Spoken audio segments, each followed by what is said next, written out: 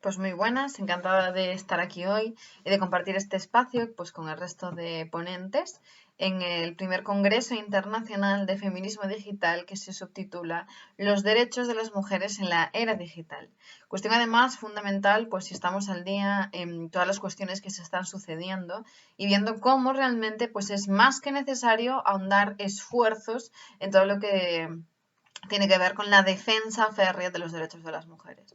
Y no solo eso, sino que una de las cuestiones fundamentales de las que nos tenemos que concienciar es de que no basta simplemente con querer defender los derechos de las mujeres, sino que hay que hacer esfuerzos, no solo colectivos, por supuesto, como los que implica pues compartir espacios como estos, a los cuales agradezco muchísimo a la organización, especialmente pues a la coordinadora, a Tasia Aránguez por haber hecho que nos juntemos tantas a compartir desde tantas disciplinas, sino que además es fundamental el saber cómo hacerlo.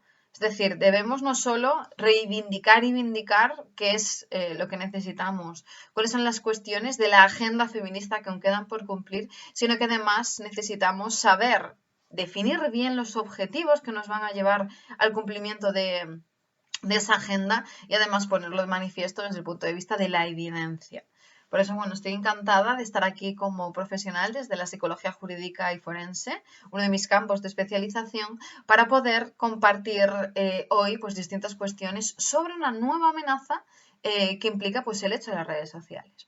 Las redes sociales, pues como hemos visto en otras ponencias, que bueno, pues estarán disponibles para que las veáis también después en diferido, con compañeras como Tania Corrás, ¿no? Que hablaban en el simposio que hicimos, ¿no? Bueno, en uno de ellos, en el de violencia, hablaba sobre las oportunidades que hay ahora mismo respecto a las redes. Es decir, hay una cara y una cruz, como en prácticamente todo, como para ver si realmente es una cuestión positiva o negativa. Y como tantas otras cosas, pues resulta que depende del uso que hagamos, ¿vale? Pues será positivo o negativo. Pero realmente hay muchas oportunidades en las redes, como el hecho, por ejemplo, de pues, poder unirnos, de poder debatir, de poder expresarnos. Tan fundamental la libertad de expresión en nuestros días, ¿no? Cuando se está conculcando este derecho. Bueno, pues realmente una de las cuestiones que aún está, digamos que es una asignatura pendiente y que es pues en parte lo que vengo aquí a desarrollar, es precisamente la violencia que sufre la mujer por el hecho de serlo. Es decir, aclarando, porque también son días convulsos en los que se está difuminando tanto el feminismo como la configuración de la violencia contra la mujer, es aquella que sufre la mujer por el hecho de serlo. Es decir, aquella que está configurada en base a los sexos, ¿vale? Realmente no hay una desigualdad por un orden natural. Sin embargo, se justificó durante milenios que las mujeres eran inferiores a los hombres por una cuestión de inferioridad por sexos, ¿vale? Quien nace mujer es inferior porque la naturaleza la ha hecho inferior, ya que ella tiene que dar a luz, cuando sería lo contrario, como podemos reflexionar, pero bueno, para que veamos que son justificaciones que responden pues a la orquestación del sistema patriarcal. Entendido el sistema patriarcal como que el poder reside en los hombres, en los que han nacido hombres, ¿vale? Por tanto, pues digamos que ahora lo que hacemos desde el mundo profesional desde el punto de vista preventivo, por supuesto, es tratar de desconfigurar esta configuración de la desigualdad a través de poner en cada uno de los sexos distintos roles sociales llamados géneros, ¿vale? Que responden, pues eso, a unos estereotipos, prejuicios, que lo que hacen es representar sexismo, ¿vale? Son estereotipos sexistas. Si naces mujer, pues tienes que comportarte de una manera, pues, sumisa, ¿vale? Si naces hombre, tienes privilegios, entonces las mujeres tienen que obedecer. Esto desde una perspectiva, obviamente, simplista, pero para que nos entendamos que a la hora de hablar y de trabajar de violencia contra la mujer, tenemos que hablar desde esta desigualdad, ¿vale? Esta desconfiguración de cómo ha sido la educación hasta el momento. Precisamente esto es lo que es la perspectiva, llamada perspectiva de género, pero que nace de la perspectiva feminista.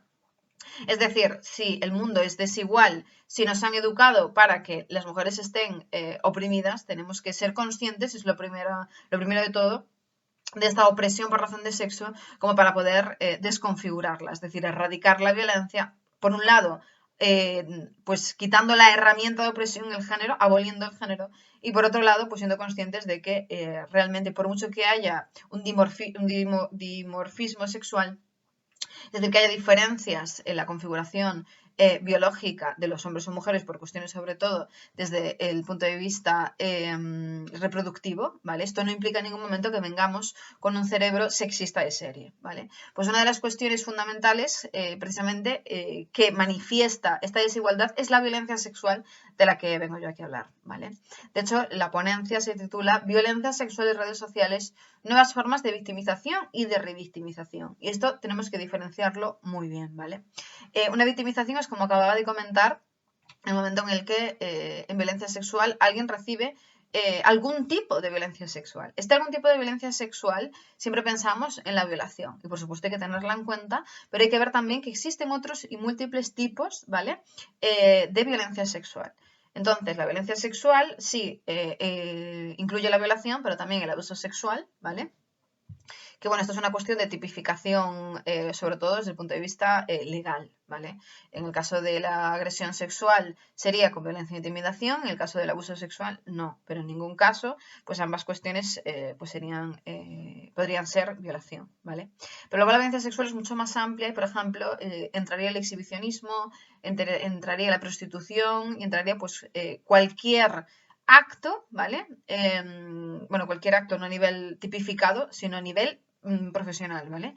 Una cosa es lo que dice la tipología legal, ¿vale? Que normalmente es más restrictiva, y otra cuestión es lo que decimos los profesionales en base a la victimización. Es decir, estudiando los cuadros de las víctimas, ¿vale? Vemos que es aquello que produce daño, entonces, por supuesto, pues las tecnificaciones, las definiciones son más amplias, ¿vale? Debería haber un equilibrio entre ambos mundos, pero bueno, en principio, pues debe de ser más restrictivo, si bien tiene que ir avanzando de la mano de los profesionales, ¿vale? Entonces, pues desde el punto de vista técnico, sería cualquier acto donde la persona, pues no desea ese acto y, por tanto, donde no se tenga en cuenta su libertad y se violente su identidad sexual, ¿vale? Por tanto, no significa simplemente el hecho del consentimiento, si sí o si no, porque pues cada uno de los actos, ¿vale?, que se llevan a cabo, debería de ver si esa persona los quiere hacer o no, ¿vale? Y esto no es una cuestión de ay, qué complicado, hay que sacar un documento, no. Esto es una cuestión de empatía, de tener en cuenta que los límites se delimitan en conjunto con la persona pues con la que tienes las relaciones. Entonces, en ningún momento una persona puede decidir sobre la otra, ¿vale? Y respecto a la violencia sexual, como comentaba, esto implica el exhibicionismo, implica la exposición, sobre todo en el caso de menores, a contenidos pues que no tienen edad adecuada, no desde el punto de vista de una adecuación moral, sino desde el punto de vista de una adecuación del desarrollo del individuo, ¿vale? Y esto es fundamental también tenerlo muy en cuenta, sobre todo cuando ahora se están abriendo mucho los límites por una pseudo avance, un pseudo progresismo que solo responde pues a los intereses de quitar los límites del bienestar de las personas, ¿vale? Porque detrás, por supuesto, pues imaginémonos, si damos rienda suelta, que se pueda con los menores hacer cualquier cosa, pues desde el punto de vista de todos los peligros que hay detrás, ¿no? Pues podemos imaginar ante qué estaríamos, ¿vale? Por tanto, es muy importante en absolutamente todo delimitar desde el punto de vista, por supuesto, del bienestar de las personas, ¿vale? De salvaguardar los derechos de cada una de las personas, especialmente importante en el caso de menores. Entonces, pues en el caso de la victimización es eso, es causar daño, violencia. Cuando hablamos de violencia hablamos de que se causa daño, la definición que da Naciones Unidas, ¿vale? Entonces es pues recibir un acto que causa daño relacionado con el área sexual de las personas, ¿vale? Bien porque se ha expuesto contenidos para que las personas no estaban preparadas, bien porque se ha pedido la realización de actos que no se querían, bien porque se han hecho, es decir, por activa, por pasiva, siendo pues sujeto u objeto, ¿vale? Y bueno, por supuesto, pues aquí entraría todo lo que tiene que ver con prostitución, con pornografía, si bien como bien sabemos, el ámbito legal aún no ha llegado ahí, incluso pues en la ley, bueno, el anteproyecto, ¿no?, recién aprobado, pues tampoco se han metido en todo lo que tiene que ver con este tipo de violencias, ¿vale? Entonces, ¿qué es lo que tenemos que tener presente? Lo primero, de violencia sexual, que es muy amplio, y lo segundo, que las redes lo amplifican, O sea, si no fuera ya suficientemente amplio y si no hubiera problemáticas de limitación, ahora nos tenemos que meter con que hay nuevas formas de cometer violencia sexual. Y esto, por supuesto, responde a que las redes son un amplificador, tanto de lo bueno como de lo malo. ¿Qué sucede ahora con las redes? Lo primero, que los agresores tienen mayor acceso a, lo primero, seguir y continuar y mantener el acoso que ya se hacía en persona. Pero es que yendo más allá, incluso con personas con las que no tenían acceso, ahora sí que tienen acceso a través de las nuevas tecnologías, que bueno, ya no son tan nuevas, a ver si los llama así muchas veces, ¿vale? De las redes sociales y de Internet. Por ejemplo, es el caso que tenemos con el grooming, es el caso que tenemos con el sexting, y en todo caso son sobre todo el perfil de varones que se hacen pasar por mujeres, porque en el momento en el que pues el momento en el que se pasan como mujeres, pues digamos que hay una confianza, una seguridad que no tendrían de otro modo, ¿vale? Y entonces lo que hacen es engañar e incluso pues sacar fotos, en el caso del grooming, con menores, para después pues llevar a cabo una extorsión. Esto, por ejemplo, es violencia sexual y antes no se tenía en cuenta, ¿vale? ¿Qué es lo que sucede además con estas cuestiones? Por ejemplo, pues imagínate, tú haces niña, 12, 13 años, hace una amiga en internet, claro, nunca la ve, jaja, jiji, pues mira, esta es una foto mía, pues esta es otra foto mía. Ay, ¿por qué no me la mandas así? Ay, porque entonces es una interacción en principio entre iguales, cuando no, lo que es una interacción desigual con el objetivo de sacar información y de sacar fotografías para luego extorsionar. ¿Vale? Con que si no me das más o si no haces lo que yo quiero, pues las voy a mandar a tu familia, las voy a exponer en páginas web, etcétera, ¿vale? Y hay una cuestión fundamental que tenemos que tener en cuenta, que bueno, es desde luego una muy buena noticia para los profesionales y sobre todo para el avance de justicia, que es la noticia que he publicado, pues la comunicación del Poder Judicial, ¿vale? Hace ni un mes del Tribunal Supremo, que han tipificado como agresión sexual la obtención de vídeos sexuales de una menor de 12 años bajo intimidación en redes sociales. Entonces es fundamental porque las reglas del juego están cambiando, porque el propio tablero del juego está cambiando. Y entonces ahora es mucho mayor y más complejo. Entonces tenemos que ver cuáles son los matices, y por supuesto es muy importante que lo tengamos presente, como para ver, que realmente estamos presenciando los mismos tipos de agresión, ¿vale? Pero de una manera mucho más sutil y donde antes necesitábamos para tener certeza que hubiese una cuestión física, ahora lo tenemos a nivel psicológico. Y esto es muy importante tener presente, que no porque sea psicológico es menos duro y causa menos daño, al contrario. La mayor violencia, el mayor impacto, ¿vale? De la violencia y el que es más común, ¿vale? Como la última encuesta de victimización del Observatorio de Violencia contra la Mujer demuestra, ¿vale? Es que la mayor violencia, ¿vale? La más frecuente es la violencia psicológica. Por tanto, es una de las que más tenemos que tener presente, sobre todo viendo que cuando hablamos de daño, ¿vale? No estamos hablando de que tenga que ser visible, ¿vale? Esto es un mito, de hecho, sobre todo con las mujeres, no tiene que ser una super víctima. No nos sirve con que sea víctima y que sufra daño, tiene que ser una super víctima, ¿no? Esto, por ejemplo, se ha evidenciado con el tratamiento sobre todo social, del caso de la manada. No nos valía con todo lo que había pasado, sino que como estaba rehaciendo su vida, eso significaba que su vida no había estado rota en ningún momento. Es totalmente ridículo, ¿vale? Esto es como quien necesita ver el vaso reconstruido con los trozos de pegamento como para decir el vaso alguna vez estuvo roto. No funciona así el ser humano, no funciona así la psique. No tenemos por qué ver las fracturas de una persona. Es más, muchas veces incluso pues personas que son resilientes han vivido mucho, han sufrido mucho daño y eso no se ve desde fuera. A lo mejor son personas que tienen un carácter fuerte. Es decir, todas estas cuestiones que no dejan de ser estereotipos que tenemos sobre cómo funciona una víctima, la tenemos que quitar de delante. Lo que tenemos que tener presente es por qué estamos apostando, por la dignidad de las personas. Y no es una creencia o no creencia, la credibilidad está claro que la juzga un juez. Es una cuestión de cuál es el tratamiento de una persona que te está diciendo que ha vivido una victimización. ¿Es el del rechazo? ¿Es el de decir, no, es que no tengo por qué creerte? O sea, ¿en qué momento? Bueno, pues ahí es cuando entra la revictimización. Es muy importante que tengamos presente que igual que hay una presunción de inocencia, tiene que haber una presunción, ¿vale? Si no bien de veracidad, sí que la víctima está actuando de buena fe. Por tanto, si estamos hablando de que estamos en un proceso en el cual no tenemos por qué dar certezas y credibilidad, porque insisto, eso lo hacen los jueces, ¿vale? Y en el caso de una evaluación de veracidad, lo hacemos las profesionales de la psicología jurídica y forense, ¿vale? Son cuestiones técnicas. Estamos hablando del tratamiento a la persona y ese tratamiento tiene que ser humano. Tenemos que humanizar los procesos y tenemos que no revictimizar. Bueno, pues esto, que a lo mejor nos puede sonar sobre todo las personas que estamos en estos entornos, en un congreso de feminismo, ¿vale? Que apostamos férreamente por los derechos de las mujeres, muchas veces no se tiene en cuenta. Y no se tiene en cuenta sobre todo lo que tiene que ver con el común, lo diario, lo cotidiano. En las redes sociales pensamos que no hay efectos con lo que estamos haciendo. Y de hecho muchas personas utilizan pues cuestiones como por ejemplo el anonimato como para agredir porque se creen impunes y porque creen que realmente nadie va a llegar a quienes son de verdad, ¿vale? Pero realmente hay un daño y hay un daño es que se está repitiendo porque no se está respetando a la persona, ¿vale?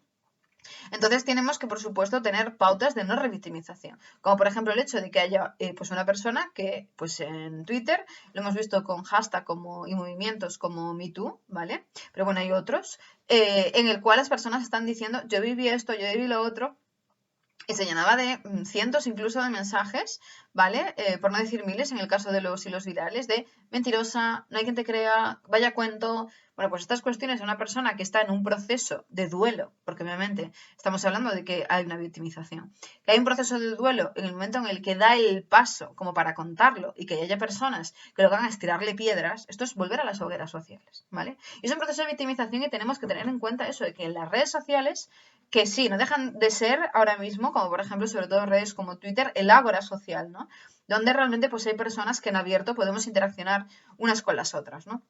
Pero independientemente de esto tenemos que tener en cuenta que detrás hay personas y que esas personas están en un proceso probablemente muy delicado si estamos hablando de una victimización. Entonces, lo que no necesitan es que ya duden más, ¿vale? Porque ya, de hecho, uno de los perfiles clásicos es la propia duda. O sea, estamos hablando de la propia duda y la propia culpa que el propio sistema te hace tener por el hecho de que yo tendría que haberme librado de, tendría que haberlo evitado, es que cómo fui por aquí, claro, es que no fui sola. No. O sea, la única responsabilidad de una victimización es del victimario o victimaria. Pero bueno, en casos de violencia sexual estamos hablando de que la ostentosa mayoría son hombres, precisamente por lo que comentábamos de esa desigualdad por sexos. Vale, entonces tenemos que tener muy en cuenta que ahora existe un amplificador de revictimización. Tenemos que tomar conciencia de que existe eso. Y luego, por otro lado, tenemos que hablar de los nuevos tipos de violencia sexual que está habiendo.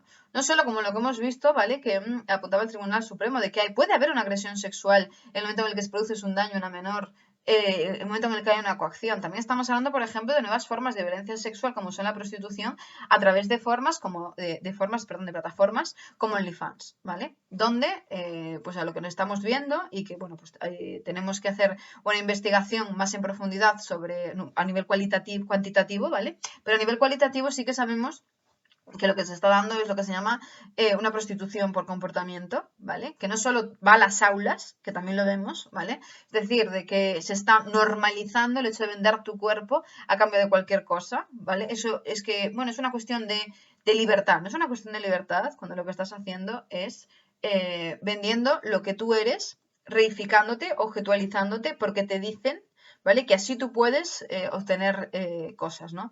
Hay desde luego, una problemática donde, sin duda, salen mal parados dos poblaciones claras. La primera, las mujeres, sobre todo las niñas, y la segunda, las personas que tienen menor estatus socioeconómico y que pertenecen pues, a clases sociales más bajas, ¿vale? Desde luego, la clase obrera es una de las mal paradas, porque ¿quién va a necesitar realizar los mal llamados favores sexuales a cambio de dinero si no tiene dinero?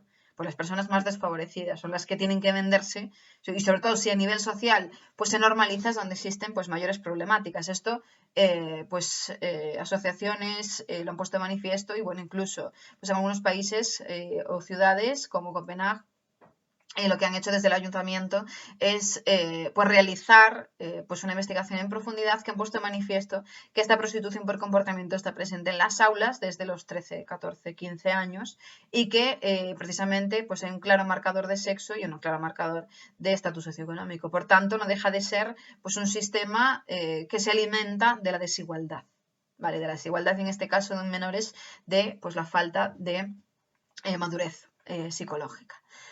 En definitiva, tenemos que ver que no nos llega la ley contra la violencia de género 1/2004 y que, por supuesto, hay que ampliar no solo a la pareja, sino que ampliar la violencia contra la mujer pues a todos los actos que la mujer vive y toda la violencia que se vive por el hecho de ser mujer, ¿vale? Y que, bueno, esta pues desigualdad por sexo, sin duda, pues tiene que tratar de abarcarse y tiene que tratar de intervenirse por supuesto, desde el mundo político, pero bueno, cuando no hay voluntad política, pues no queda otra que pues desde las profesionales y por supuesto desde el activismo, porque desde el feminismo tenemos muy presente el gran valor del activismo. Pues para poner de manifiesto, pues eso, que están proliferando las nuevas manifestaciones de viejas violencias, ¿vale? Y que, bueno, la violencia sexual, sobre todo en menores, pues que está aumentando exponencialmente, está haciéndose mucho más sutil, ¿vale? Y que lo que hay que hacer es hacer un esfuerzo muy grande como para visibilizarla y después erradicarla. Porque sin visibilizarlo, sin ver la realidad material de las cosas, difícilmente vamos a poder llegar a ella, abarcarla y sobre todo erradicarla, ¿vale? Teniendo presente pues estas cuestiones que comentaba antes, cómo es ir a la raíz de las cuestiones, y en violencia contra la mujer pues tenemos muy claro que hay que abolir el género, que hay que poner de manifiesto que la discriminación y que la violencia que vivimos es por razón de sexo, ¿vale? Y que por tanto pues la defensa de las mujeres es una defensa precisamente por sexos de que, bueno, pues a nivel histórico ha habido una desigualdad clara y que ahora la violencia que vivimos es una manifestación de que aún sigue presente esa desigualdad histórica. Y bueno, por supuesto, pensar que cuando estamos hablando de, por ejemplo, la víctima de la manada, también estamos hablando de pues a quienes se les llamó la manada, ¿no? Y estos agresores no dejan de haber sido configurados en un sistema precisamente en el que creyeron que podían con las mujeres como objetos hacer lo que quisieran, ¿vale? Y es ahí a donde hay que dar a ese sistema, ¿vale? Que configura pues este tipo de distorsiones cognitivas, porque es lo que tiene, y bueno, por supuesto alimentados no solo por una desinformación muy grande, una ausencia, una carencia educativa a nivel psicológico y afectivo, porque tenemos que pensar que las relaciones sexuales no basta con que alguien vaya y prevenga una enfermedad de transmisión sexual, no vale con que alguien nos diga cómo poner un preservativo, ¿vale? Solo importa además la parte del hombre, sino que lo que hay que educar y que llevamos pues muchos años ya reivindicando es a nivel psicoafectivo, ¿vale? La interacción entre personas siempre lleva una emocionalidad, no podemos aislarnos y dejar de ser de lo que somos, ¿vale? Eso de, bueno, no tiene que ver, es una relación, no es una cuestión de que las personas de forma madura consensen cuestiones en libertad de verdad, ¿vale? No desde la desigualdad decir, bueno, no, claro, es que esto es una cuestión de que yo hago lo que quiero y eso es libertad, no, eso es libertinaje.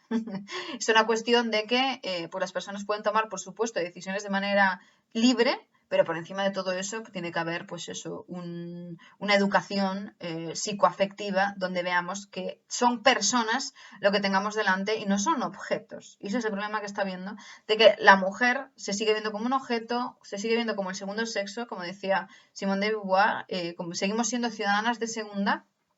Y bueno, por supuesto seguimos acarreando pues ese malestar que no tiene nombre, que ahora, como decía Betty Friedan, que ahora sí que tiene nombre, pero que aún así se sigue multiplicando y presentándose de nuevas formas. Pero bueno, no pasa nada porque trataremos en la medida de lo posible pues de visibilizar de qué estamos hablando, sobre todo tener en cuenta que pues estas formas diferentes de violencia presentadas de distinta manera no dejan de ser en el fondo lo mismo y no dejamos de tener y de querer y de necesitar ir a la raíz, ¿vale? Por tanto, es muy importante seguir formándonos, seguir visibilizando estas cuestiones y sobre todo tener presente que lo que nos pasa a nivel individual siempre responde pues a una configuración colectiva y es a esa colectividad, a esa sociedad a donde en primer lugar, en primer término, tenemos que tratar de ahondar y tratar de señalar para decir qué es lo que está pasando, ¿vale? Porque la violencia responde, insisto, a una configuración social y no a que la persona individualmente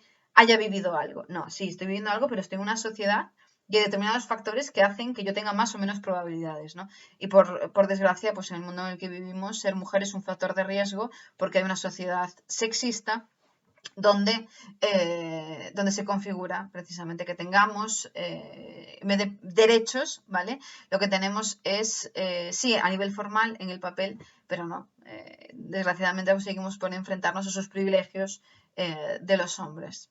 Por tanto, nada, queda, por supuesto, seguir formándonos, seguir avanzando en la investigación y teniendo muy presente que necesitamos pues ir de la mano de la evidencia, de los avances y sobre todo pues volver a dar la enhorabuena a la organización y bueno, pues agradecer el hecho de poder pasar pues este rato aquí con vosotras y vamos, deseando que vaya a siguientes ediciones y que sigamos creciendo juntas. Muchas gracias.